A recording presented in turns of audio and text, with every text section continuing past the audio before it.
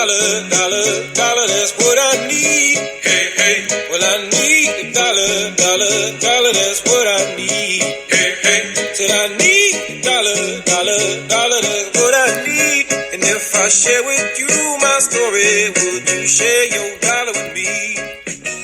Bad times are coming and I'm Ode to George Floyd, a poverty scholar in amerikkklan.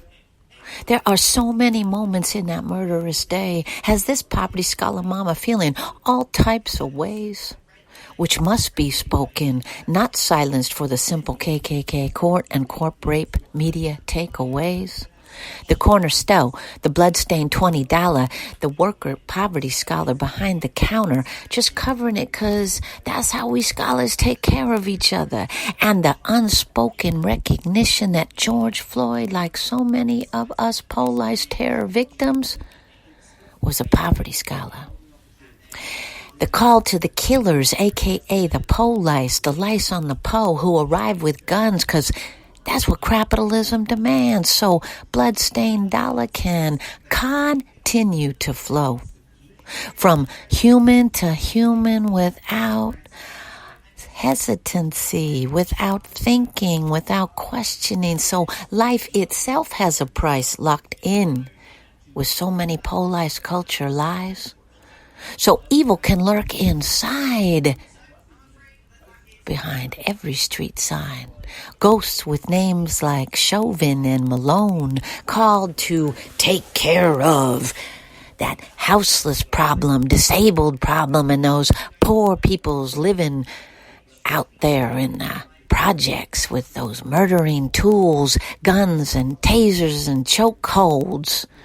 Yeah, black, brown, indigenous, disabled fathers and sons and brothers and uncles, humans colonized behind so many lies about poverty, trouble, and other.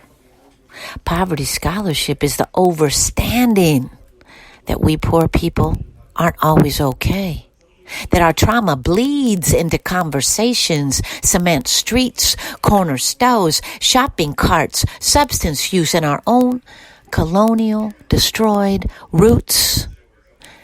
Yeah, that goals and dreams were long ago lost to so many of us, and now there is a killer around every corner called a cop, dropping a dime on us for not living into that fake success model called the amerikkklan dream.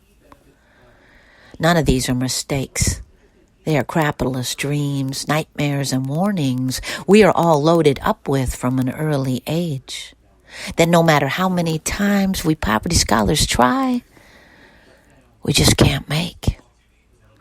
Yeah, today's poem cast from a poverty scholar is an ode to a poverty scholar, and their names are Luis and Stephen and George Floyd, and your lives are in every young man of color lied to in this capitalist void. Every young man who is just doing his best to keep on keeping on, no matter what the noise. This mama heard you, cries for you, and so many more poverty scholars, and thanks you for all the fierce spirit medicine you bring every day to us from the other side. Yeah, today's poem cast from a poverty scholar focuses on police, murder, and poverty. Rarely spoken about in the same breath, mostly due to the fact that poverty, like disability, is rarely spoken about, period, much less as it informs police harassment, profiling, and murder. Most of the time it isn't mentioned because of the inherent shame us poverty scholars have ourselves.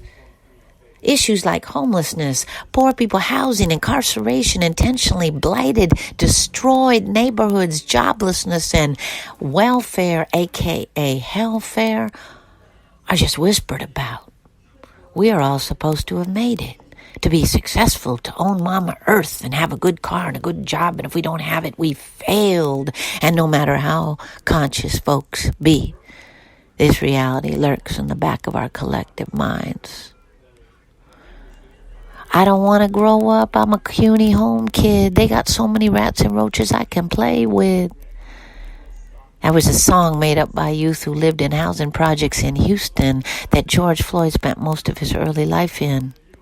They made it up to deflect the teasing they received growing up in the projects of Houston. That all of us poor people receive for being houseless, being in poor people housing, not having the right shoes, not having the right mama, not having the right papa, not right hoopty, the right car, the right side of the tracks. In luis-demetrio-gongora-pat's case, he crossed false amerikkklan borders just to get here, worked for rich gentrifuckers in San Francisco's kitchens so he could send money back home, so his own children wouldn't be alone. In George Floyd's case, he tried all the amerikkklan success models. But ancestral trauma and the amerikkklan poverty traps are real. Failure and success in the United Snakes narratives are cloaked in a thick dose of shame so they can never be rebuked and resisted. And then they are protected, aka held in place, enforced by civil military killers, aka police, for more money. So more money can be made with our arrests and incarceration and thrown into their plantations just because we didn't make it. And in all of that, our death is intentional or just collateral damage. These pieces are important to lift up for everyone, even the revolutionaries who are rethinking police calls and culture. Not everyone is okay just because we don't want them to be sick. And poverty scholarship, informed caregiving, love work, and support recognizes the necessity of not only empathy, but a kinship and a connectedness, as well as a deeper ask for stolen equity, land, reparations, liberation, and a move toward unshaming and ungentrifying our own lives in that process. I am worried by some of the facile ways that people happily talk about abolition, put it on a grant guideline, send it up to the philanthropists without ever recognizing its deep connections to abolition from capitalism itself, from the deep ways that profit is made off of everything, even our problems, and that they are all connected. In addition, the trauma from poverty and disability shame and fake so-called failure from success narratives are absolutely related to mental health crisis and violence in a capitalist system. In the end, George Floyd is a poverty scholar, just like luis-demetrio-gongora-pat and Stephen Taylor and so many more. Their struggles and ongoing profiling and harassment were linked with not only deep, sick amerikkklan racism and white supremacy, but the ways poverty is seen and never seen in this stolen land.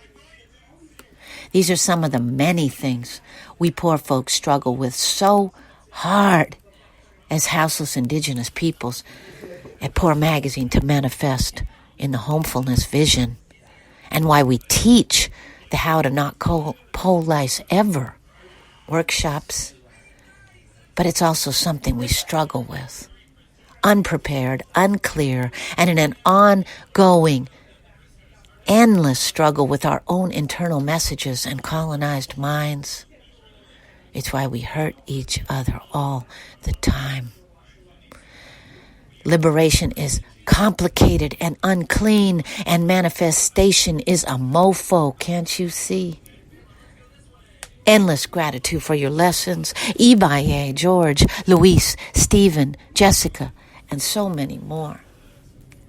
And so many more. What I done saw, hey, hey. Well, let me tell you something. All that glitters ain't gold. Hey, hey. It's been a long old troublesome road, and I'm looking for somebody come and help me carry this load.